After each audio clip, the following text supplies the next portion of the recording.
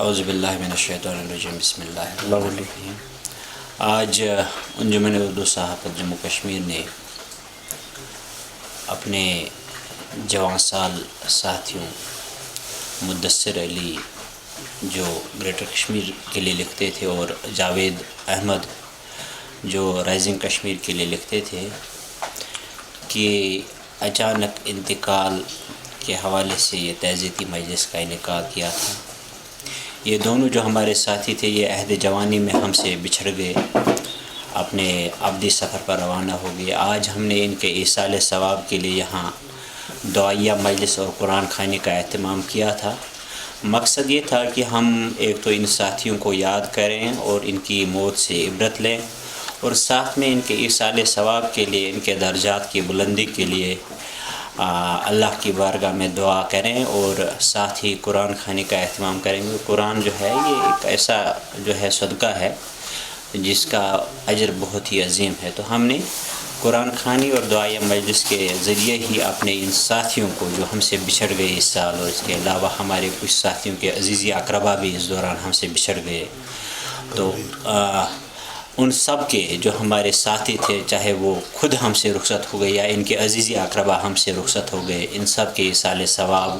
اور درجات کی بلندی کے لیے ہم نے اس محفل کا اہتمام کیا تھا۔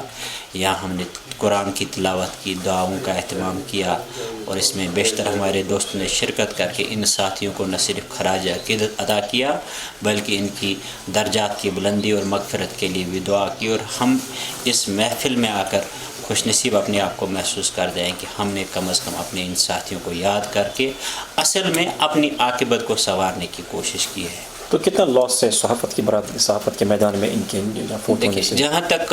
مدثر علی صاحب اور جاوید صاحب کے انتقال کا تعلق ہے تو یہ دو ایسے صحافی تھے جو ابھی جوان سالی میں ہی تھے، ابھی انہیں بہت صحافت کرنی، یہ بہت بڑا نقصان، ایک ایسا نقصان ہے جس کی تلافی ممکن نہیں ہے۔ عہد جوانی میں بچھڑ جانا ہم سے، یہ ایک ایسے سٹیج پہ پہنچے تھے جہاں یہ میچور صحافی اب بنے تھے، صحافت اب انہیں اصل میں کرنی تھی، ابھی ان کے 20-30 سال صحافت کے تھے، تو ایسے میں ہم سے بچھڑ جانا یہ ایک ایسا صدمہ ہے جس کو برداشت کرنا بھی بہت مشکل ہے، کیونکہ ہمارے ساتھ ہی ان کے دن اور رات گزرتے تھے، فیملی سے زیادہ ہمارے ساتھ رہتے تھے، تو یوں اچانک ہم سے بچھڑ جانا یہ ہمارے لیے بھی بہت صدمہ ہے، اور اوورآل کشمیر کے جو صحافت ہے، کشمیر کے صحافتی منظرنامہ کے لیے بھی ایک بہت بڑا ایسا نقصان ہے